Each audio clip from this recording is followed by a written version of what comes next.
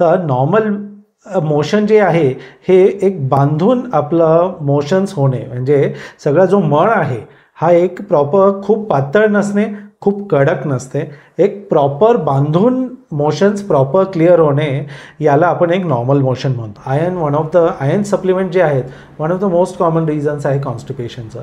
त्याच्यासोबतच कॅल्शियम दिलं जातं, त्याच्यासोबत काही ब्लड प्रेशरचे मेडिसिन्स असतात, थायरॉईड वगैरेचेही काही मेडिसिन्स असतात ज्याच्यामध्ये होतं. खूप सोपे असतात. अँटॅसिड्स काही ॲल्युमिनियम बेस्ड काही अँटॅसिड्स आहेत, त्यांच्यामुळे सुद्धा कॉन्स्टिपेशन होऊ शकतं. नमस्कार, पुन्हा एकदा गटफिट क्लबमध्ये तुमचं मी डॉक्टर सम्राट जानकर मनपूर्वक स्वागत करतो. मित्रांनो, आज आपण एक अतिशय महत्त्वाची, जी की बरेच लोक बोलण्यासाठी लाजतात, बद्धकोष्ठता ह्या गोष्टीबद्दल डॉक्टर विक्रांत काळे सरांसोबत पूर्ण सोप्या मराठीमध्ये डिस्कशन केलेलं आहे, जे प्रत्येकाला आवडेल आणि भरपूर फायदेशीर ठरेल आणि तुम्हाला गायडन्ससुद्धा त्याच्यातून भेटेल. तरी तुमच्या घरी किंवा तुमच्या फॅमिलीमध्ये कोणाला बद्धकोष्ठता असेल किंवा त्याचा जर करता त्रास होत असेल तर हा व्हिडिओ शेअर करा आणि आमचा व्हिडिओ बरेच लोकांना शेअर करा. तुमचे काही गोष्टी असतील कमेंट बॉक्समध्ये टाका, आम्ही त्याला आन्सर देण्याचा प्रयत्न करतो. न विसरता आमचा चॅनल गटफिट क्लब हा सबस्क्राईब करा, जेणेकरून आमचे येणारे व्हिडिओ तुम्हाला अबाधितपणे बघायला भेटतील. तरी तुम्हाला हा व्हिडिओ लेंदी वाटत असेल, ह्याचे छोटे छोटे क्लिप गटफिट क्लब क्लिप चॅनलमध्ये बघू शकता किंवा ऑडिओ प्लॅटफॉर्म स्पॉटिफायवरती बघू शकता. तरी मित्रांनो, जास्त न वेळ घेता आपला हा पॉडकास्ट ऑन कॉन्स्टिपेशन बद्धकोष्ठताबद्दल चालू करूया आणि सरांकडून पूर्ण समजून घेण्याचा प्रयत्न करूया. नमस्कार. नमस्ते. पुन्हा एकदा विक्रांत सरांचं गटफिट क्लबमध्ये स्वागत आहे. आपण आज एक खूप महत्त्वाच्या टॉपिकवरती बोलतोय, ज्या टॉपिकबद्दल प्रत्येकजण बोलण्यासाठी काहीतरी एक थोडासा संकोच असतो, तो म्हणजे बद्धकोष्ठता. पण हा प्रॉब्लेम खूप कॉमन असतो. तरी आज आपण आपल्या ह्या पॉडकास्टमध्ये बद्धकोष्ठाबद्दल तुमच्याकडून समजण्याचा प्रयत्न करूया आणि तुमचे जे काही मार्गदर्शन आहेत ते घेण्याचा प्रयत्न करूया. सर, आता बद्धकोष्ठता ज्या वेळेला आपण समजून घेण्याचं म्हणतोय, तर नेमकं बद्धकोष्ठता किंवा कॉन्स्टिपेशन म्हणजे नेमकं काय, तुम्ही कसं सांगू शकाल? अगदी. नमस्कार श्रोतेहो. बद्धकोष्ठ हे पोट नीट साफ न होणे याला आपण म्हणतो. कॉन्स्टिपेशन हे जरा जास्त प्रचलित शब्द आहे. बऱ्याच लोकांना कॉन्स्टिपेशन म्हटलं तर कळेल, बद्धकोष्ठ कदाचित कळणारही नाही. तर मराठीत आपण कॉन्स्टिपेशनलाच बद्धकोष्ठता हे म्हणतो. म्हणजे शौचाला रोजच्या रोज आपल्याला जायची एक जी सवय असते, किंवा अरे फ्रेश होऊन आलो हे जे काही आपण म्हणतो, की पोट साफ झालं, फ्रेश झालं, ते जर झालं नाही तर त्याला आपण बद्धकोष्ठ म्हणतो. आता याच्यात वेगवेगळे प्रकार झाले, की रोजच साफ व्हायला पाहिजे असंही नाही आहे. दिवसातनं 2 ते 3 वेळा किंवा 2 दिवसातनं एकदा गेलं तरीही पोट नीट साफ होत असेल तर त्याला बद्धकोष्ठता म्हणतो असं नाही आहे. पण युजली आपण जे म्हणतो, पोट जर प्रॉपर साफ होत नाही आहे तर हे बद्धकोष्ठतेचं लक्षण आहे. हे एक जनरल आपलं समज आहे. ओके. सायंटिफिकली जर का बद्धकोष्ठता म्हणायचं असेल, काय काय गोष्टींना कन्सिडर करून एखादा पेशंट तुमच्याजवळ आला, त्यांना बद्धकोष्ठता आहे म्हणजे तुम्ही बद्धकोष्ठता तर कन्सिडर करणार नाही, कॉन्स्टिपेशन कन्सिडर करणार नाही. सायंटिफिकली एखाद्या पेशंटला कॉन्स्टिपेशन म्हणावं झालं तर काय काय लक्षणं असतात आणि त्याला तुम्ही म्हणता त्याला कॉन्स्टिपेशन आहे म्हणून? अगदी सोप्यात जसं म्हणलं, बद्धकोष्ठ म्हणजे काय, पोट साफ न होणे. पण आता सगळंच त्याच्यात इथं असं नाही, की जर आठवड्यातनं 3 पेक्षा कमी वेळा जर आपलं पोट साफ होण्यासाठीची इच्छा निर्माण होत असेल, आपण ज्याला ट्रिगर अर्ज म्हणतो, तर त्याला बद्धकोष्ठता म्हणू शकतो. किंवा पोट पूर्ण साफ न होणे, पोट साफ होताना जोर लावावा लागणे, किंवा काहीतरी अजून पोट साफ होताना त्याच्यासोबत बाकीचे त्रास होणे, दुखणे, हे जे काही गोष्ट आहेत हे थोडं बद्धकोष्ठतेचे लक्षणं म्हणू शकतो आपण. इवन जर का मोशन करण्यासाठी खूप स्ट्रेनिंग करणं आणि झाल्यानंतर न झाल्यासारखं वाटणं, किंवा गेल्यानंतर तिथं पूर्ण अटकून ब्लॉक होऊन बसल्यासारखं वाटणं. पण काही काही लोकांना पोट मसाज करावं लागतं किंवा फिंगर टाकून. हे अगदी एक्स्ट्रीम याच्यामध्ये असंही होतं, की जिथे पोटाला मसाज करा, खूप वेळ टॉयलेटवर बसून राहणे, हेही बद्धकोष्ठतेचं लक्षण आहे.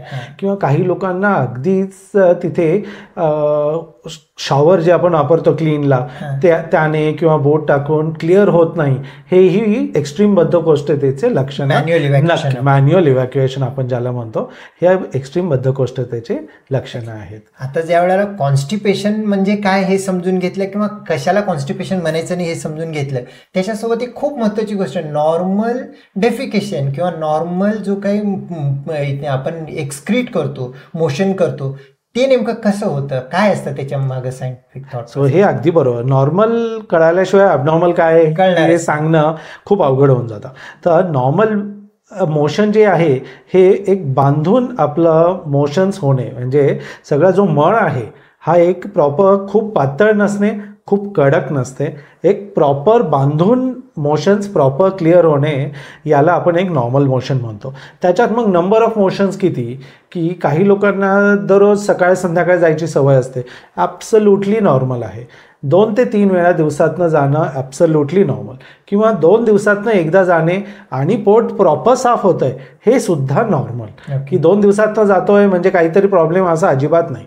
फक्त दुसऱ्या दिवशी तुम्ही जेव्हा जाल त्यावेळेस जर प्रॉपर मोशन झालं आहे, तो मळ पूर्ण क्लिअर झालेला आहे, काही त्रास न होता, पोट न दुखता किंवा बाकीचेही काही मन्युअर्स न करता जर पोट साफ होतं, याला आपण नॉर्मल मोशन नक्की म्हणू शकतो. ओके, म्हणजे हा जो काही कॉन्सेप्ट आहे, रोज उठल्यानंतर मोशन सकाळी व्हायलाच पाहिजे, हा राईट थॉट प्रोसेस. असं झालं तर उत्तमच, पण नाही झालं तर काळजी करायचं असंही अजिबात नाहीये. Okay okay.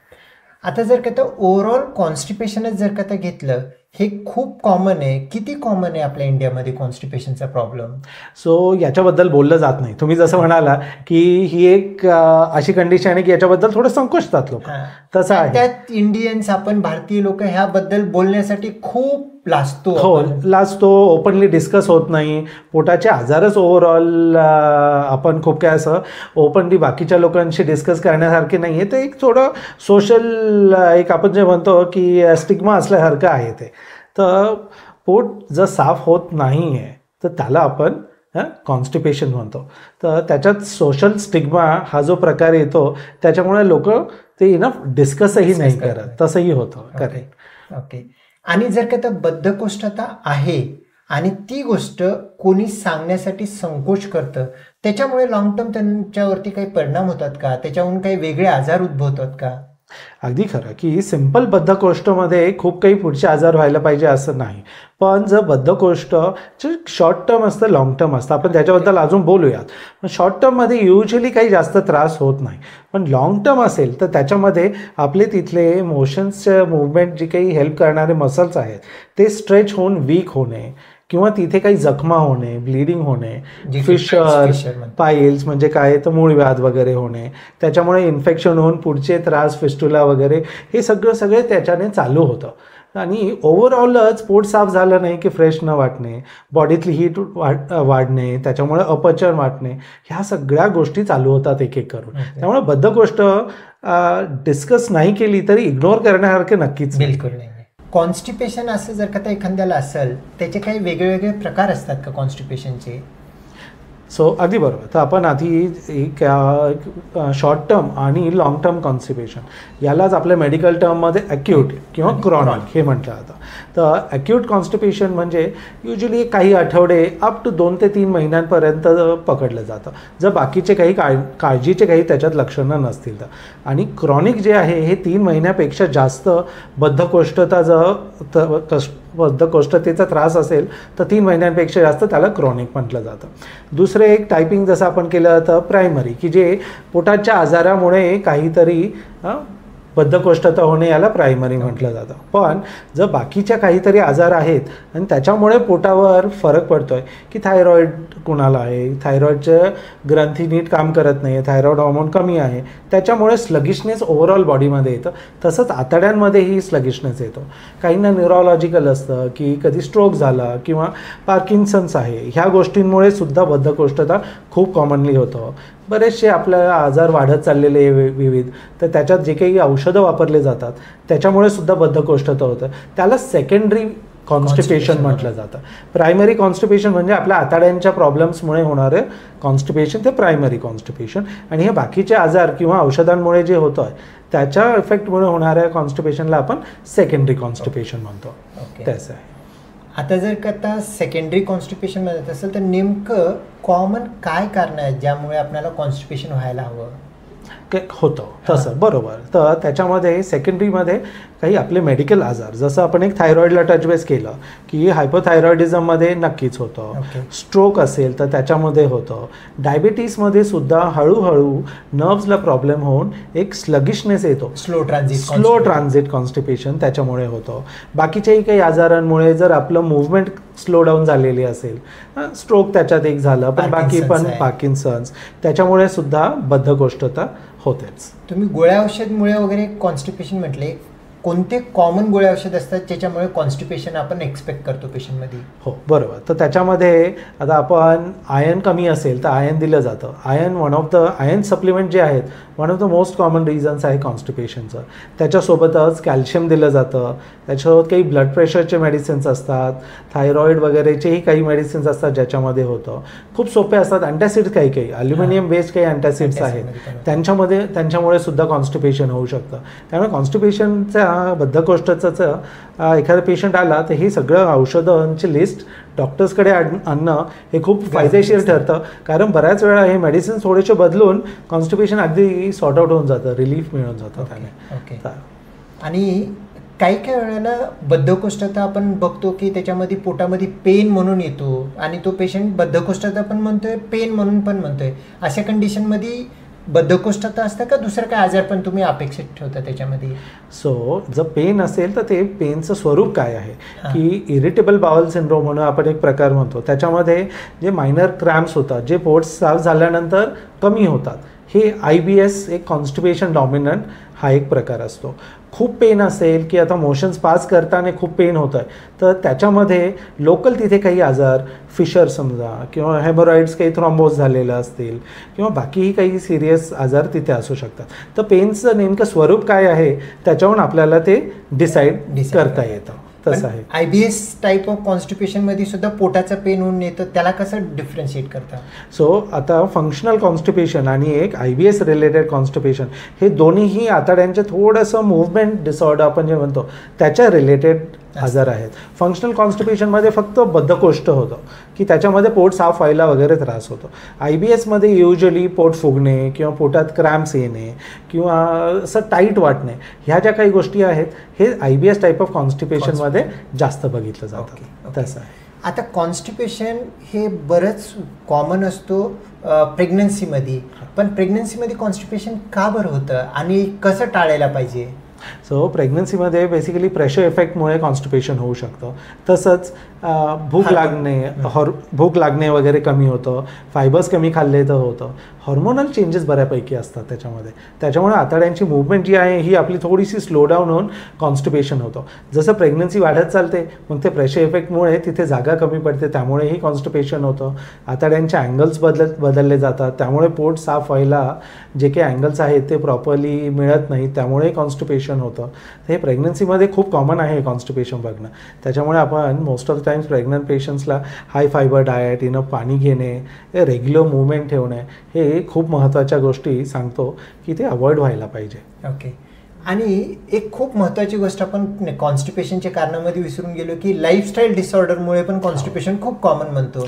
नेमकं ते कोणत्या गोष्टींमुळे कॉन्स्टिपेशन म्हणून घेऊन येतात पेशंट आपल्याकडे? सो डाएट आणि लाईफस्टाईल हे तर अगदी सर्वात कॉमनेस्ट रिझन फॉर कॉन्स्टिपेशन आहे. आपण हे बाकीचं जे टच बेस एक टाईप्स ऑफ कॉन्स्टिपेशनमुळे केलं, पण खरं कॉन्स्टिपेशन हे 3 गोष्टी आपण कायम युजली म्हणतो टॉप ऑफ द रेंज, की डाएटमध्ये फायबर म्हणजे तंतुमय पदार्थ कमी असणे याच्यामुळे होतं.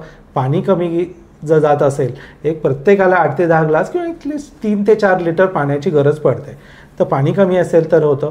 किंवा फिजिकल ॲक्टिव्हिटी कमी असेल तर त्याच्या कॉन्स्टिपेशन हे one of the most common reasons आहे.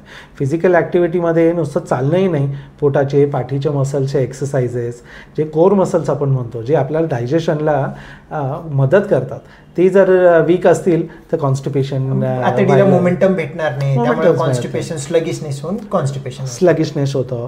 की फूड्स जे आहेत आपले पालेभाज्या म्हणा, फळं आपली जी आहेत किंवा सॅलड्स, काकडी, गाजर, बीटरूट हे किंवा बाकी सीड्सही आहेत बरेचसे, की आपण सब्जा, चिया सीड्स, जवस, फ्लॅक्स सीड्स, ह्या सीड्समध्ये खूप चांगले फायबर्स आहेत. हे फायबरयुक्त फूड्स जे काय आहेत हे आपल्या डाएटमध्ये कॉमनली नसतील, तर हळूहळू ते लो फायबर डाएटमुळे हळूहळू स्लगिशनेस वाढतो आणि कॉन्स्टिपेशन व्हायचे one of the main reasons ते आहे ॲक्च्युली. प्रत्येक गॅस्ट्रोएंट्रोलॉजिस्टकडे आल्यानंतर फायबर घ्या, पाणी घ्या असं सांगतात, पण पेशंटचं म्हणणं काय असतं, हे घेतल्यानंतर नेमकं काय होतं ज्यामुळे मला कॉन्स्टिपेशन होणं टाळतं किंवा त्याचं ट्रीटमेंट होतं, नेमकं काय घडतं फायबर आणि वॉटरमुळे त्याच्यामुळे आपलं कॉन्स्टिपेशन रिलीव्ह होऊ शकतो. सो खूप महत्त्वाचं, त्याच्यातही फायबरमध्येही 2 प्रकार असतात, सॉल्युबल आणि इनसॉल्युबल. तसं सॉल्युबल फायबर जास्त फायदेशीर असतात कारण त्यांच्यामध्ये पाणी ॲब्झॉर्ब होऊन एक आपल्याला बल्क फॉर्म होतो की जेणेकरून आपल्या इंटेस्टाईनची मूवमेंट ट्रिगर होते. ती इंटेस्टाईनची मूवमेंट ट्रिगर होणे आणि मोशन सॉफ्ट ठेवणे हे दोन्हीही काम फायबर करतात. आता फायबर सॉफ्ट कसं ठेवतं, तर फायबर अब्झॉर्ब्स लॉट ऑफ वॉटर. हे जे पाणी आपण नुसतं पितोय, किती पाणी प्या ते किडनीतनं निघून जाणार आहे, ते आपल्या इंटेस्टाईनला मदत का नाही करणार आहे. पण हिनं फायबर घेतलं आणि त्याच्यासोबत पाणी असेल तर ते फायबर पाणी शोषून घेतं. जसं सीड्सबद्दल बोललो आपण, फ्लॅक्स सीड किंवा चिया सीड्स हे का काम करतात, खूप छान काम करतात कारण त्यांची पाणी अब्झॉर्ब करण्याची कॅपॅसिटी खूप असते, प्रचंड. म्हणजे आपल्या पालेभाज्यांपेक्षा खूप जास्त कॅपॅसिटी त्यांची असते. मग त्याच्यामुळे ते काय होतं की एक जेली टाईप सबस्टन्स फॉर्म होतं की जेणेकरून पुढे मूव्हमेंट जी काही मिळते लार्ज इंटेस्टाईनमध्ये बल्क फॉर्म होतो आणि सॉफ्ट राहतं. त्यामुळे त्या मूव्हमेंटने पूर्ण पोट साफ होण्यासाठी खूप चांगली मदत होते आपल्याला. ओके. आणि काही काही वेळेला खूप तणावपूर्ण वातावरण असेल, स्ट्रेस असेल तरी कॉन्स्टिपेशन होतं, ते कसं काय होतं आणि का बरं होतं तसं? बरोबर, आपण त्याला टच केलंच नाही ह्या सगळ्या डिस्कशनमध्ये. तर मेंटल स्ट्रेस हा जो काही प्रकार आहे याला कारणीभूत आपलं ब्रेन गट ॲक्सिस आहे, की आपलं डोकं, brain controls everything right from your heartbeat, की हृदय किती वेळा धडकणार आहे, श्वास कसं घेणार आहे, हे प्रत्येक आपल्याला कंट्रोल करायची गरज पडत नाही. आपण करू शकतो पण करायची गरज पडत नाही. तसंच ब्रेन कंट्रोल्स युअर गट एज वेल. आपलं गटची मूव्हमेंट कशी आहे, फंक्शनिंग कसं चालू आहे, दिस इज ब्रेनमधून नर्व सिग्नल्स येतात, केमिकल सिग्नल्स येतात, त्याच्यामुळे गट आपलं किती हेल्दी आणि कसं काम करतं आहे हे कंट्रोल होतं. आता इथेच प्रेशर कुकर असेल, इथेच जास्त जर स्ट्रेस आहे तर ब्रेनचं फंक्शनिंग ब्रेनच्या डिस्टर्बन्स जे होतं त्याच्यामुळे गटचं फंक्शनिंग सुद्धा डिस्टर्ब होतं, मंदावतं किंवा काही लोकांमध्ये फास्टही होतं. सो IBS मध्ये जसं बघतो आपण की स्ट्रेसमुळे काही लोकांना परत जावं लागतं, जुलाब होतात. किंवा दुसरं पार्ट आहे अर्ध्या लोकांमध्ये बाकी की पोट मंदावतं, साफ होत नाही म्हणून कॉन्स्टिपेशन. काही लोकांमध्ये अल्टरनेटिव्ह असतं की कधी कॉन्स्टिपेशन, कधी डायरिया, त्याला मिक्स टाईप आपण IBS जे म्हणतो. तर ते ब्रेन गट ॲक्सिस जो आहे हे एक अगदी त्याच्यामध्ये कारणीभूत असतं. म्हणजे तुमचं पोट पण शांत ठेवा झालं तर मेंदू शांत गरजेचं आहे. डोकं शांत ठेवा, पोट आपोआप सेट होईल. एखाद्याला कॉन्स्टिपेशन असेल, प्रत्येक कॉन्स्टिपेशनसाठी डॉक्टरांना भेटणं गरजेचं नाही, पण जर का कोणाला डॉक्टरना भेटण्याची गरज पडत असेल तर कोणते लक्षणं असतील कॉन्स्टिपेशनसाठी, त्यावेळेला डॉक्टरना भेटणं गरजेचं आहे? बरोबर. सो प्रत्येक कॉन्स्टिपेशनला डॉक्टरांचा दरवाजा ठोठावण्याची गरज नक्कीच नाही आहे. थोडं 2-3 दिवसांचा त्रास आहे तो आपोआपच सेटल होणार आहे. आपण थोडं डाएट वगैरे नीट फॉलो केलं, पाणी वाढवलं तर हाय फायबर डाएट, पाण्याचं कंटेंट आणि एक्सरसाइज केलं तर होऊन जातो, याने सेटल होतं. पण काही लक्षणं नक्की आहेत जिथे आपण इग्नोर करायला नको. तर त्याच्यामध्ये की पोट साफ व्हायला खूप त्रास होणे, दुखणे, रक्त पडणे किंवा वजन कमी होणे. तर कॉन्स्टिपेशन पण आहे, अचानक चेंज झालंय आपल्या bowel movement, altered bowel habits म्हणतो, मोशन एकदमच कॉन्स्टिपेशन असं होतं. तिथे खूप पोट दुखणे किंवा पोट फुगणे ह्या गोष्टी किंवा वजन कमी होणे हे रेड फ्लॅग साईन्स आहेत. तर हे रेड फ्लॅग साईन्स असतील तर नक्की डॉक्टरांना व्हिजिट करणं गरजेचं आहे. किंवा पुढच्या तपासण्या काय आहेत वगैरे किंवा काही काळजीचे आहेत की नाही हे डॉक्टर ठरवू शकतील, त्या तपासण्या करू शकतील. ओके. त्याचं एखाद्या कॉन्स्टिपेशन घेऊन कुणी पेशंट आलेले आहे किंवा त्यांचे नातेवाईकांना घेऊन आलेले आहेत, तर सेटअप बेसिक आणि ॲडव्हान्स काय टेस्ट असतात आणि कधी करायला पाहिजे? अगदी बरोबर. सर कुठलाही पेशंट नवीन कॉन्स्टिपेशन की त्रास होतो आहे 40-50च्या वर आहे किंवा हे जे कॉन्स्टिपेशन सॉर्टच होत नाही आहे अशा याने आला तर आपण क्लिनिकमध्ये पहिलं तर हिस्ट्री त्यांची घेतो, हे सगळे रेड फ्लॅग साईन्स आहेत का बघतो. रेड फ्लॅग साईन्स असेल तर आपण डायरेक्टली त्यांचं ॲडव्हान्स तपासण्यांसाठी रेकमेंड करतोच. पण रेड फ्लॅग साईन नसतील तर मग जे बेसिक तपासण्या आहेत त्याच्यामध्ये लॅब वर्कअप, सोनोग्राफी हे बेसिक झालं.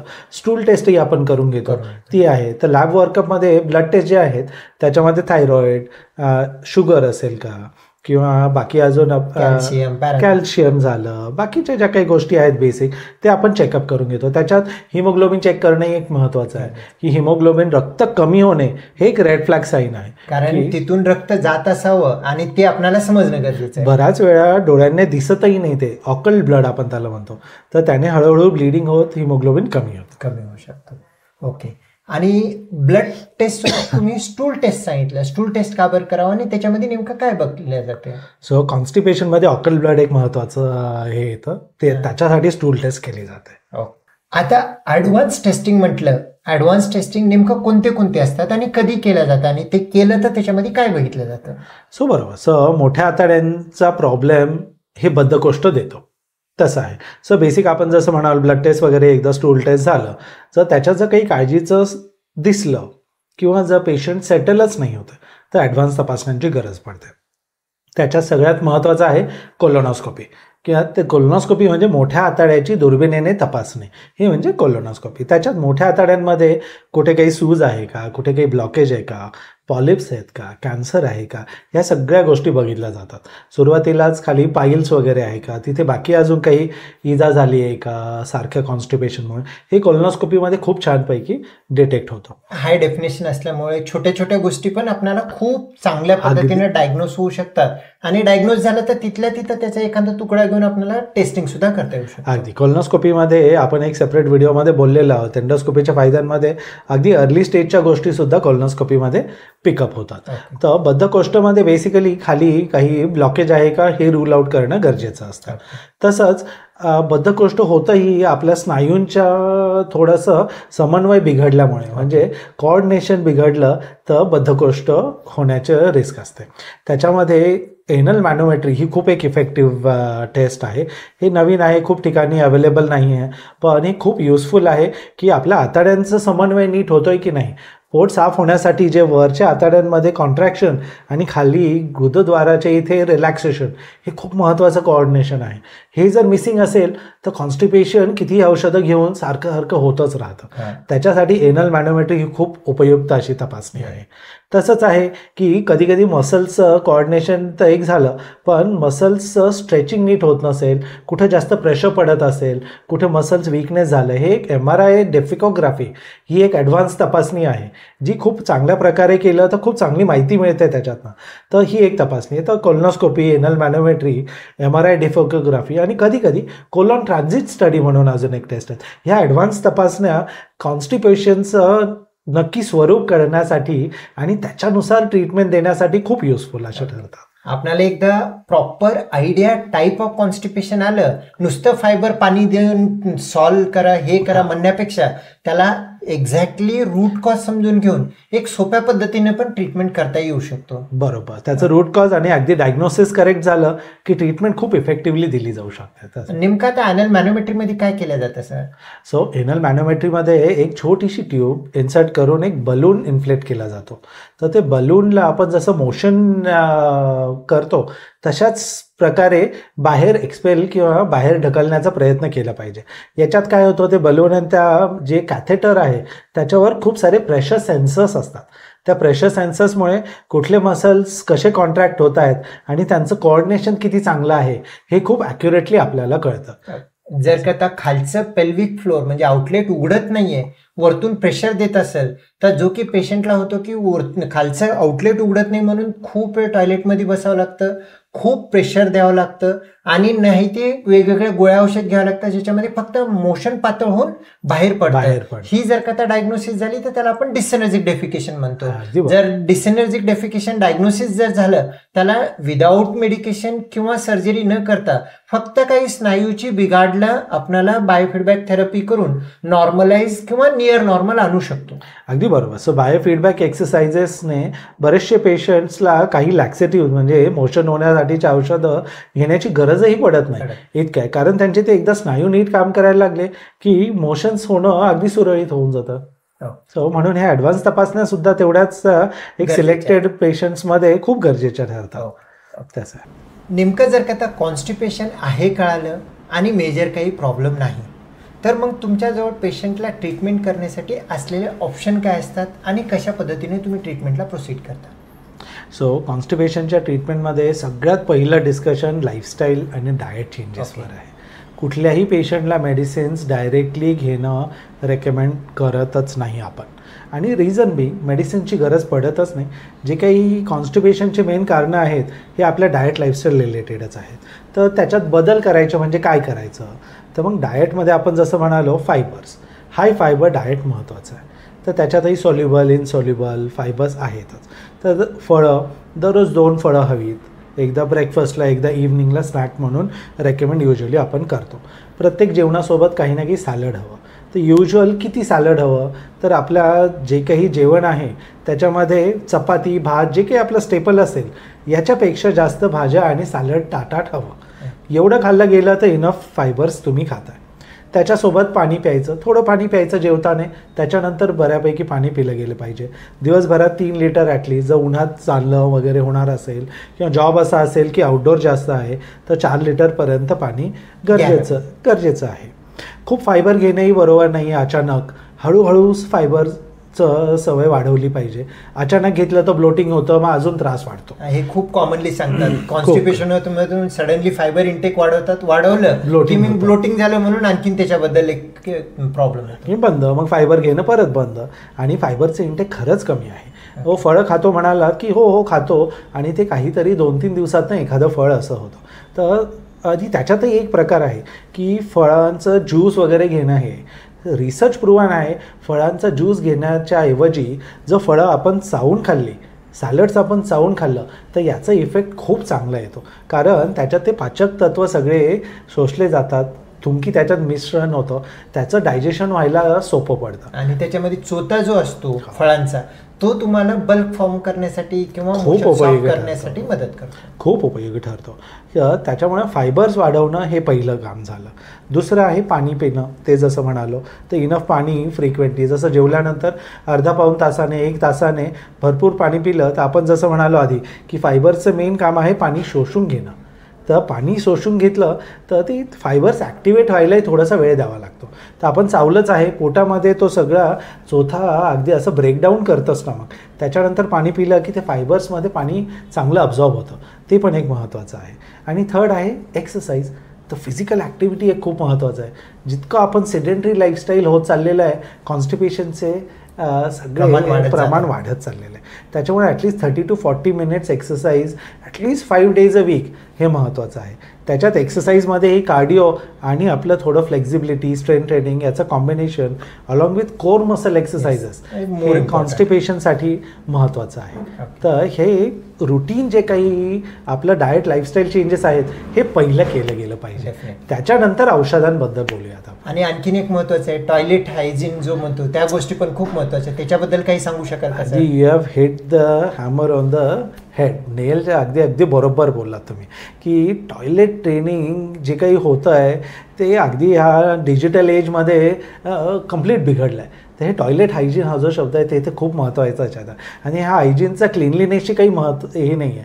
टॉयलेट हायजीन म्हणजे हे जे एटिकेट्स आहेत, टॉयलेट एटिकेट्स हे बदललेले आहेत की टॉयलेटवर मोबाईल घेऊन जा आणि मग त्याच्यावर इंस्टाग्राम, फेसबुक, न्यूज, व्हिडिओज बघत बसण्यामध्ये अर्धा-पाऊण तास बसणं हे खूपच कॉमन झालेलं आहे. त्याच्यामुळे काय होतं की आणि वेस्टर्न टॉयलेट जास्त स्पेशली याच्यामध्ये वेस्टर्न टॉयलेटची जी रिंग आहे त्याच्यावर बसून आपल्या खालच्या गुदद्वाराच्या इथलं प्रेशर वाढतं, हळूच पाईल्स होण्याचे रिस्क वाढते, पोट साफ होत नाही आहे, सारखं स्ट्रेनिंग पोझिशनमध्ये आहात, त्याच्यामुळे ते मसल्स वीकनेस होतात. कॉन्स्टिपेशन वाढण्याचं उलटं हे खूप महत्त्वाचं कारण आजकाल होत चाललेलं आहे. त्यामुळे पेशंटला टॉयलेटमध्ये मोबाईल घेऊन जायचा नाही हे सांगितलं की अगदी असे आश्चर्यचकित होऊन बघतात की आणि खरंच घेऊन जायला नाही पाहिजे. टॉयलेटमध्ये मोबाईल नेला नाही ना 5-10 मिनिटात माणूस बाहेर येतो. बरोबर. टॉयलेट ज्यावेळेस येते, ज्यावेळेस इच्छा होते त्यावेळेस टॉयलेटमध्ये जायचं, 5-10 मिनिटात काम झालं, बाहेर आलं की पुन्हा हे पुढे क्रॉनिक कॉन्स्टिपेशन व्हायचं रिस्क टळते. मोबाईल टॉयलेटमध्ये घेऊन काही तर बघण्यापेक्षा बाहेर अलाराम लावून ठेवलं आणि त्याचं यूज केलं तर तुमचं 5 मिनिटांमध्ये मोशन होईल, पुढचे 25 मिनिटं तुम्ही प्रोडक्टिव्ह यूज करू शकता. अगदी अगदी अगदी. काय तुम्हाला फेसबुक हे सगळं करायचं, मस्त सोफ्यावर खुर्चीत बसून करा, टॉयलेटवर बसून ते केलं की कॉन्स्टिपेशनला ते कारणीभूत ठरतं. हे खूप खरं. माइंडफुल डेफिकेशन असं एक वेगळं कन्सेप्ट सांगितलं जातं, ज्याच्यामध्ये ॲक्च्युअली जे काही ओल्ड स्टोरीज वगैरे बघितलं, खूप मोठे मोठे इन्व्हेन्शन त्यावेळेला डोक्यामध्ये एक लाईट येतं म्हणतात. ॲक्च्युअल त्याचं कारण असं सांगतं सर, ज्या वेळेला मोशनला आपण बसलेला असतो, पहिल्या 5 मिनिटांमध्ये मसल रिलॅक्स होणं, वरतून प्रेशर येणं, दोन्हीचं कोऑर्डिनेशन होणं आणि ब्रेनचं यूज करून तो पूर्ण defecation process within 5 minute particularly Indian टॉयलेटवरती होणं अपेक्षित आहे. ह्याच्यामध्ये तुम्ही मोबाईल हातात घेऊन बसलं तर माइंड जो काही कोऑर्डिनेशन करायचं, माइंडफुल डेफिकेशन करायचं, तो होत नाही. त्यामुळे तुमचे डिसेनर्जिफिकेशन वगैरे सगळ्या गोष्टी प्रकार वाढतात असं आपण म्हणतो. अजून वाढत चाललं. अगदी बरोबर आहे. तर हे मोबाईल टॉयलेटमध्ये घेऊन जायचं नाही, ही खूप स्ट्रिक्ट ॲडवाईस आहे आणि स्पेशली कॉन्स्टिपेशनच्या पेशंट्समध्ये खूप इन्सिस्ट करतो मी याच्यासाठी की अर्ज आल्यानंतर जाणे आणि मोबाईल न नेणे. ओके. आणि जर का आता आजकाल आणखीन एक नवीनच आहे की वेस्टर्न टॉयलेट आहे घरी म्हणून मला कॉन्स्टिपेशन आहे. वेस्टर्न इंडियन टॉयलेटमध्ये नेमकं काय फायदेशीर असतं, आणि जर का आता आजकाल कुठेही इंडियन टॉयलेट बघायला भेटत नाही, तर वेस्टर्न टॉयलेट असेल कसं त्या गोष्टींना आपण ओव्हरकम करू शकतो, ह्याच्याबद्दल काही सांगू शकाल का? सो इंडियन टॉयलेटवर जे पोश्चर आहे ते नक्कीच हेल्पफुल आहे आपल्या कॉन्स्टिपेशनसाठी, कारण त्याच्यामध्ये रेक्टम आणि हा जो की आपला आतला भाग आहे आतड्यांचा, तो स्ट्रेट असल्याकारणाने मोशन्स होणं सुरळीत होतं. पण जसं म्हणालं, मोस्ट ऑफ द टाइम्स आता आपलं वेस्टर्न टॉयलेटचंच आहे. पण वेस्टर्न टॉयलेटवर बसूनही जर एखादा छोटा प्लास्टिकचा स्टूल घेतला आणि त्याच्यावर जर पाय ठेवलं की एम काय आहे की गुडघे आपल्या हिप्सपेक्षा वर पाहिजे. गुडघे जर हिप्सपेक्षा वर असतील, आपल्या खुब्याच्या वर गुडघे असतील, तो पोटावर बरोबर ते प्रेशर पडतं आणि रेक्टम ते सरळ होतं. मुवमेंट, नॉर्मल बावल मुवमेंटसाठी खूप फायदेशीर असतं. ते एक पोझिशन आहे आणि तो प्युबरेक्टालिस सुद्धा कम्प्लिटली रिलॅक्स होतो, त्यामुळे निघतो. आणि इंडियन टॉयलेटवरती मोबाईल घेऊन 15 मिनिटं कोणी बसू शकत 5 मिनिटं आजकालच्या फिटनेस लेवलमध्ये तर नाही सर. बरोबर. कॉन्स्टिपेशन व्हायला म्हटलं की फार्मसीला जा आणि काहीतरी चूर्ण घ्या, काहीतरी औषध घ्या आणि त्याचं सोल्युशन करा, आणि त्यानंतर ते लाईफ टाईम एखादी कोणती तरी मामाने घेतलं, काकाने घेतलं, ते मला पण सूट झालं म्हणून कंटिन्यू करतो. असं करणं कितपत योग्य आहे? आणि जर का आता गोळ्या औषध घेत असेल, ते बेसिक काय गोळ्या औषध असतात ज्यांना आपलं कॉन्स्टिपेशन रिलीव्ह होण्यासाठी मदत करतं, ह्याच्याबद्दल सांगू शकाल का? आधी खूप कॉमन आहे आपल्याकडे अनप्रिस्क्राईब्ड ओव्हर द काउंटर मेडिसिन देणं खूप कॉमन आहे. कुणाचे दुसऱ्यांचे औषध घेणं हेही कॉमन आहे. प्रत्येक वेळेस औषध घ्यायलाच पाहिजे असं नाही. सो खरं फार्मसीमधून स्वतः औषध घेण्याची रिस्क अशी आहे, तर फार्मसिस्ट तुमची बाकीची काही हिस्ट्री माहीत नसताना तुम्हाला ते औषध दिलं जातं. युजली स्ट्रॉंगर मेडिसिन दिले जातात की ज्याने पोट साफ व्हायला हेल्प होतं, पण हळूहळू सवय लागून जाते. नंतर त्या औषधांच्या बिना आपलं होत नाही, म्हणजे ते बाकीचे इश्यूज चालू होतात. त्याच्यामध्ये आता जे काही पोट साफ होण्याचे औषधं आहेत, याच्यात काही काही प्रकार असतात. तर याच्यामध्ये पहिलं आहे की फायबर सप्लिमेंट्स जे काय आहे त्याने बल्क फॉर्म होतं असेवाले. तर त्याच्यात इसबगोल वगैरे हे जे फायबर्स आहेत त्यातल्या त्यात सेफ आहेत, ते घेऊ शकतात. त्याचं पण आपल्याला long term habit formation usually होत नाही. त्यामुळे ते घेतलं कधी आणि त्याने पोट साफ झालं तर उत्तमच आहे.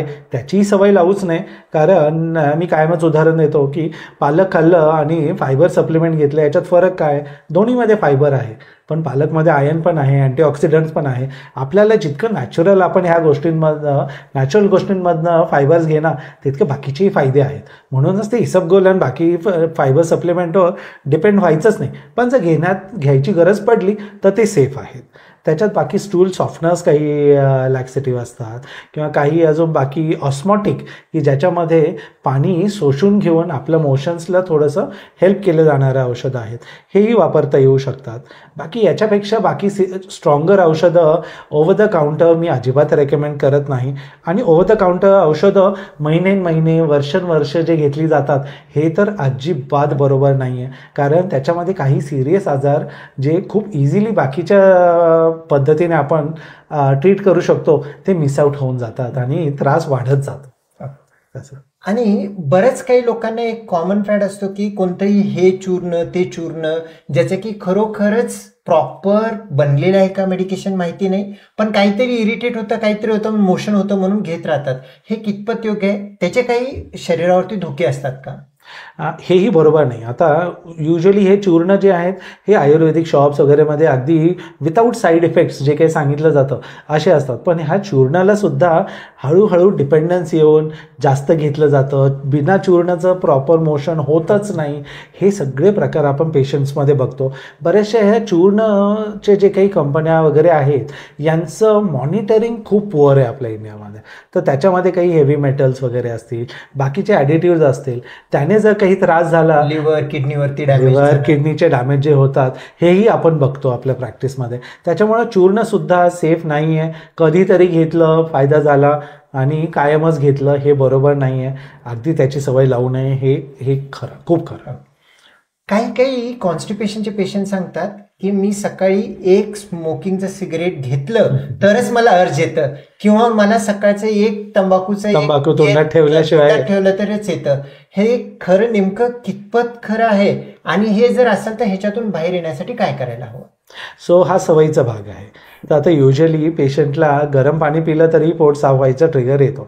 तसं आहे की तंबाखू ठेवलं की एक ते असं वॉट एव्हर वे कधीतरी रिलॅक्स होतात लोक आणि मोशनला जाण्यात.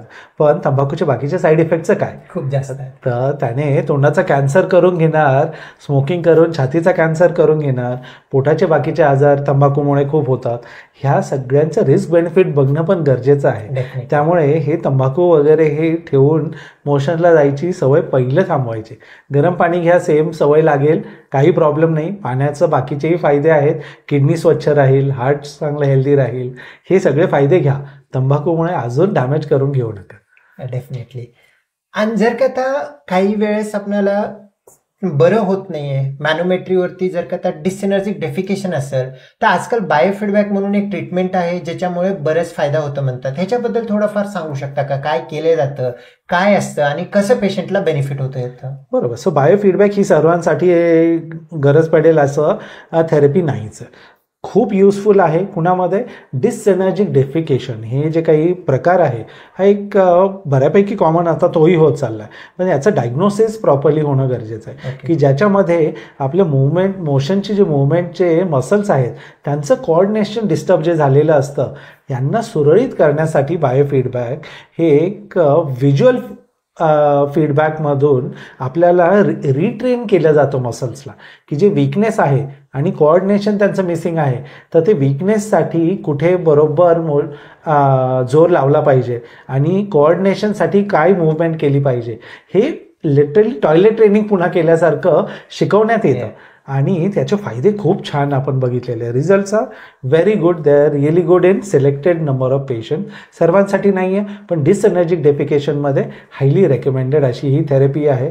त्याचा फायदा एक असाही की नो साईड इफेक्ट, कुठलीही औषधं घेण्याची गरज नाही आहे. बरेचसे औषधं आपण पेशंटचे कमी करू शकतो, हा एक फायदा आहे. नॉन इन्व्हेजिव्ह अशी एक आहे की विदाऊट काही सर्जरी वगैरे हे डिसएनर्जिक डेफिकेशन छानपैकी फक्त एक्सरसाइजने रेक्टिफाय केलं जाऊ शकतं. म्हणजे सोप्या ढोबळ भाषामध्ये जे लहान लेकरांमध्ये आपण संडासला जायचं शिकवतो तेच मोठ्या माणसामध्ये जिथं विसरलं किंवा डोकं कोऑर्डिनेट करत नाहीये त्याला कोऑर्डिनेशन करणं, कसं प्रॉपरली संडास बाहेर निघण्यासाठी मदत करणं हे शिकवलं जातं असं म्हणता येईल का? अगदी टॉयलेट ट्रेनिंग, रिट्रेनिंग. करेक्ट, बरोबर. कॉन्स्टिपेशनचे पेशंट इतके कंटाळलेले असतात गोळ्या औषध वगैरे घेऊन, एखादा कोणीतरी ऍसिडिटी कंटाळलं म्हणून ऍसिडिटी सर्जरी करून चांगलं होतो. असं कॉन्स्टिपेशनमध्ये सर्जरी कितपत करणं योग्य आहे आणि तुम्ही कोणत्या कॉन्स्टिपेशन पेशंटला सर्जरी करण्याची सल्ला देता, सर्जनकडे पाठवता? सो कॉन्स्टिपेशनमध्ये सर्जरी लागण्याची रिस्क खूपच कमी असते. ठीक आहे. आपण इतके सगळे थेरपीज म्हणलं, डाएट लाईफस्टाईलमध्येच मेजॉरिटी लोक सॉर्ट आउट होतात. बाकी आता बरेचसे बाकी लॅक्सेटिव्ज वगैरे आहे, पोट साफ होण्याची औषधं, नवीनही बरेचसे औषधं आलेली आहेत. बायोफीडबॅक थेरपी आहे. एकदा आपण डिटेक्ट केलं प्रॉपर प्रॉब्लेम काय आहे, हे बायोफीडबॅक, औषधं, डाएट, लाईफस्टाईल यानेच पेशंट सॉर्ट आउट होतो. अगदी खूप रेअरली ऑपरेशनची गरज पडते एक सर्टन कंडिशन्समध्ये, की खूप रेक्टोसिल आहे की अंग बाहेर येतं आहे तिथे, किंवा काहीतरी कुठे खूपच ब्लॉकेज झालेलं आहे की तिथे ते सॉर्ट आउट मेडिकली होऊ शकत नाही. तिथे नक्कीच सर्जनकडे पाठवतो. आणि सर तुमच्यापेक्षा कोण हवं की सर्जरी कुठल्या पेशंटमध्ये, जर मी पेशंट पाठवला तुमच्याकडे, कुठल्या पेशंटमध्ये तुम्ही कन्सिडर करणार, कुठल्या पेशंटला तुम्ही परत पाठवून देणार, हे काय सांगू शकाल याच्याबद्दल तुम्ही? ॲक्च्युली हे जो काही कॉन्स्टिपेशन आहे त्याच्यामध्ये सर्जरी विचार करणं हा अतिशय अर्ली फेजमध्ये मूर्खपणा आहे. कारण पेशंट त्रस्त झाला म्हणून सर्जरीकडे वळाला आणि सर्जरी केलं, हे जास्त आणखीन त्रस्त गोष्टींकडे घेऊन जाण्याची शक्यता आहे. डेफिनेटली व्हेरी फ्यू सिलेक्टेड पेशंटमध्ये सर्जरीचा मॅजिकल ट्रीटमेंट होऊ शकतो, ज्याच्यामध्ये रेक्टोसिल आहे, म्हणजे रेक्टमचा फुगा खूप मोठा होतो, किंवा काही अंग बाहेर येतो ज्याच्यामध्ये रेक्टल प्रोलॅप्स होतो. अशा कंडिशनमध्ये सर्जरी करून रेक्टमला फिक्स केलं तर प्रेशर देण्यासाठी मदत होतो आणि ते सगळ्या गोष्टी नॉर्मलाइज होऊ शकतात. पण अनइंडिकेटेड प्रॉपरली नॉट इव्हॅल्युएटेड म्हणजे प्रॉपर इन्व्हेस्टिगेशन केलेलं नाही, प्रॉपरली नॉट ट्रीटेड म्हणजे पहिलं प्रॉपर मेडिकेशन लॅक्सेटिव्ह दिलं नाही, सडनली सर्जरीकडे गेले, नॉट प्रॉपरली गिवन बायोफीडबॅक म्हणजे बायोफीडबॅक पण प्रॉपरली न दिलेलं पेशंट डायरेक्टली सर्जरीकडे गेलं, त्यात स्टेपलर घेऊन खालच्या खाली फायर करण्यामध्ये आलं, ज्याच्यामध्ये प्रॉपर फिजिओलॉजी किंवा अॅनाटॉमी नाही म्हटलं, तो सर्जरी करणं म्हणजे असलेल्या प्रॉब्लेमला 10 पटीनं वाढवणंच आहे, सोल्युशन नाही. आणि सर्जरीच्या अगोदर जे प्रॉब्लेम आहे ते सर्जरीचे प्रॉब्लेम आणि असलेले प्रॉब्लेम 10 पटीनं वाढून काही दिवसामध्ये येऊन बसतात, त्यानंतर कोणतंही ट्रीटमेंट होत नाही. त्यामुळे सर्जरी जर का मला कोणी कॉन्स्टिपेशनचं विचारलं तर तो पेशंट पहिला चांगल्या गॅस्ट्रोकडे जायला पाहिजे, प्रॉपर ट्रीटमेंट घ्यायला पाहिजे, इव्हॅल्युएशन व्हायला पाहिजे, ट्रीटेबल कॉजेस सगळे ट्रीट व्हायला पाहिजे आणि प्रॉपर बायोफीडबॅक देऊन सुद्धा ट्रीटमेंट झालेलं नसलं पाहिजे आणि सर्जरी करण्यासाठी काहीतरी MRD-फिकोग्रामवरती दिसलं पाहिजे, तरच त्या पेशंटला सर्जरी गरजेचं आहे. आणि त्याच्यामध्ये सुद्धा सर्जरीमध्ये कट करणे, स्टेपलर करण्यापेक्षा प्रॉपर लॅप्रोस्कोपीनं फिक्स करणे हा मोर बेनिफिशियल राहू शकतो सर. सो म्हणजे अगदी प्रॉपर थरो असेसमेंट अशा पेशंट्समध्ये की जिथे बाकी मेडिकल ट्रीटमेंट कम्प्लिटली फेल झाली आहे, तिथे अगदी एक्स्ट्रीम रेअर केसेसमध्ये surgery could be an option. Definitely. बरोबर सर, बरोबर. एक कॉमन मिथ आहे की मला बद्धकोष्ठता झालं किंवा बद्धकोष्ठता खूप वाढलेले, मला कॅन्सर आहे म्हणून पेशंट डॉक्टरना भेटणं टाळतो. ह्याच्याबद्दल नेमकं तुमचं मत काय? हे खरंच की मला बद्धकोष्ठ, पोट साफ होत नाही आहे म्हणजे काहीतरी काळजीचं असेल, पण नको मला आता जाऊन ते डायग्नोज होण्यापेक्षा मी सहन करतो. आता याच्यामध्ये सगळ्यात भीतीदायक गोष्ट आहे कॅन्सर, की मला बद्धकोष्ठ होतं म्हणजे कॅन्सर आहे का, असं अजिबात नाही. हां, असू शकतो, पण त्याच्यासाठी तुम्ही डॉक्टरांकडे जाऊन असेसमेंट करून हे बाकीचं तुमच्या तपासण्या करून बघितलं जातं, तरच पुढचं हे काही लक्षण आहे. दुसरा एक प्रश्न येतो की बद्धकोष्ठता खूप दिवस आहे मग त्याच्यामुळे कॅन्सर होणार आहे का, असंही काही नाही. बद्धकोष्ठ किंवा कॉन्स्टिपेशनमुळे कॅन्सर व्हायचं काही चान्सेस नसतात, पण कॅन्सरमुळे बद्धकोष्ठता होते. त्यामुळे ऑकेजनली रेअर आहे. कॅन्सर खूप आपल्याकडे आता दिसायला जास्त लागला आहे, तरीही ओव्हरऑल स्कीम ऑफ थिंग्समध्ये स्टील इट इज रेअर. पण जर सारखं बद्धकोष्ठ होतं आहे, बाकीचे काही काळजीचे लक्षणं आहेत, तर कॅन्सर असण्याची शक्यता आहे, हे लक्षात ठेवलं पाहिजे. त्याच्यात वेळेतच तुमच्या डॉक्टरांकडे आपण जाऊन चेकअप केलं पाहिजे. आणि गरजेचं असेल रिसेंटली 5-10 इयरमध्ये कोलोनोस्कोपी केले नसेल तर प्रोएक्टिव्हली कोलोनोस्कोपी करायला पाहिजे. The colonoscopy is the best to diagnose the something whatever happening. 100%. आणि 50च्या वर अबाव 50 इयर्स तर आपण हायली रेकमेंड करतो. काहीही मुवमेंटचे बावलचं काही चेंजेस असतील तर colonoscopy helps us to diagnose cancer at very early stage. In fact world wide सगळे असोसिएशन सांगतात की 50च्या अबाव इव्हन सिम्पटम नसेल तरी कोलोनोस्कोपी, स्क्रीनिंग कोलोनोस्कोपी. अगदी बरोबर सर तुमचं. Yes sir. आता काही झटपट क्वेश्चन विचारतो, एक लाईन रॅपिड फायर. रोज खावं कॉन्स्टिपेशन पेशंटचा असं एखादा पदार्थ सांगू शकाल का? So apple a day keeps doctor away. रोज एक सफरचंद सकाळी खाल्लं तर that gives you some fibre. Already you have started ना, दिवसभराचं फायबरचं इंटेक चालू झाला तुमचा. ओके. एखादी गोष्ट 100% कॉन्स्टिपेशन पेशंटनी टाळायला पाहिजे अशी काही गोष्ट सांगू शकाल का? मैद्याचे पदार्थ, बेकरी प्रॉडक्ट्स नक्की टाळायला पाहिजे. एखाद्या कॉन्स्टिपेशनच्या पेशंटला एखादी अशी गोष्ट रोज करायला पाहिजे ज्यानं कॉन्स्टिपेशन टळलेली असेल आणि राहणार नाही, जवळ येणार नाही. फ्रुट्स व्हेजिटेबल्सवर जोर दिला पाहिजे. त्या 3 to 5 fruits and vegetables together every day. Okay. तुम्ही 2 वेळा रिपीट केलं तरी खूप कॉमन मिथ काय म्हणून विचारतो की रोज संडासला जाणं कंपल्शन आहे का? अजिबात नाही. हा गैरसमज आहे. तर आपण आजच्याबद्दल बोललेलंच आहोत. रोज पोट साफ झालंच पाहिजे असं नाही, 2 दिवसातनं झालं तरी चालेल, पण चांगलं पोट साफ होणं हे गरजेचं आहे. सर, अतिशय सुंदर बद्धकोष्ठताबद्दल किंवा कॉन्स्टिपेशन बद्दल खूप चांगलं सायंटिफिक वेनं तुम्ही सांगितलं. मला असं वाटते सगळे ऐकणारे बघणारे श्रोतेंना खूप चांगली माहिती भेटेल, त्याच्यातून त्यांना गायडन्स पण भेटेल. जाता जाता एक समराईज फॉर्ममध्ये एखाद्याला कॉन्स्टिपेशन असेल त्याच्याबद्दल एक 2-4 मराठी सोप्या शब्दामध्ये काही सल्ला देऊ इच्छिता का? सो हे खरंच खूपच छान डिस्कशन झालं आणि महत्त्वाचा पण टॉपिक आहे, खूप कॉमनही आहे, त्याच्याबद्दल जास्त डिस्कशनही होत नाही. तर शेवटी सांगायचं झालं तर बद्धकोष्ठ हे कॉमन आहे, त्याच्यामध्ये घाबरून जायची गरज नाही आहे. 90% बद्धकोष्ठचे पेशंट डाएट लाईफस्टाईलने सॉर्ट आउट होतात. तो फायबर वाढवायचं, सॉल्युबल फायबर्स त्यातल्या त्यात रोजच्या रोज घ्यायचं, पाणी प्या, रेग्युलर एक्सरसाइज करा, याने तुमचं पोट सुरळीत तर राहीलच, पण बाकीही तुमची मेंटल हेल्थ चांगली राहील, हार्टचे किडनीचेही आजार कमी होतील. तर हे खूप महत्त्वाचं असे लाईफस्टाईल चेंजेस आहेत, हे आपण करायलाच पाहिजे. आणि जर लाईफस्टाईल चेंजेसने तुम्हाला फरक पडत नसेल किंवा वॉर्निंग सिम्पटम असतील, घरी बसण्यापेक्षा एक्सपर्टला भेटा आणि एक्सपर्ट गॅस्ट्रोला भेटून प्रॉपर सल्ल्यानुसार ट्रीटमेंट घ्या. फार्मसीवरती जाऊन OTC over the counter medication घेणं आणि बाबांनी घेतलं काकांनी घेतलं म्हणून चूर्ण खाणं बिलकुल करायला धोकादायक आहे, करायला पाहिजेच नाही. हे धोकादायक आहे. तुमची स्वतःची तब्येत तुम्ही जास्त रिस्क घेत आहे त्याच्यामध्ये तब्येती. मला असं वाटतं सर, हा व्हिडिओ बरेच लोकांना फायदेशीर ठरेल आणि बरेच लोक पूर्ण बघतील अशी मी अपेक्षा करतो. एखाद्याने पूर्ण जर का बघितलं तर आम्ही प्रत्येक वेळेस सांगतो एक काहीतरी टाईप करा जेणेकरून पूर्ण बघितलं असं कळेल असं सांगतो. तर असा काही शब्द सांगू शकता का सर? श्रोते, जर तुम्हाला ही सगळी माहिती फायदेशीर वाटली असेल तर आपल्या कमेंट सेक्शनमध्ये जाऊन कॉन्स्टिपेशन हा एक वर्ड तुम्ही जर टाईप केला तर तुमची एक पावती पण आम्हाला मिळेल की तुम्हाला आवडलेला आहे. आणि बाकी काही तुमचे कमेंट्स असतील, तुम्हाला अजून काही माहिती हवी असेल तर तेही तुमच्या कमेंट्स सोबत तुम्ही लिहू शकता. आम्ही नक्की प्रयत्न करून त्याच्यावरही जास्त व्हिडिओ किंवा उत्तर द्यायचा प्रयत्न करूया. Wonderful sir. चला, धन्यवाद सर. चला, थँक्यू. धन्यवाद मित्रांनो. पूर्ण हा व्हिडिओ बघितल्याबद्दल मनपूर्वक धन्यवाद. तरी हा व्हिडिओ तुम्हाला आवडला असेल तर लाईक करा, शेअर करा आणि आमचा गटफिट क्लब हा चॅनल सबस्क्राईब करा.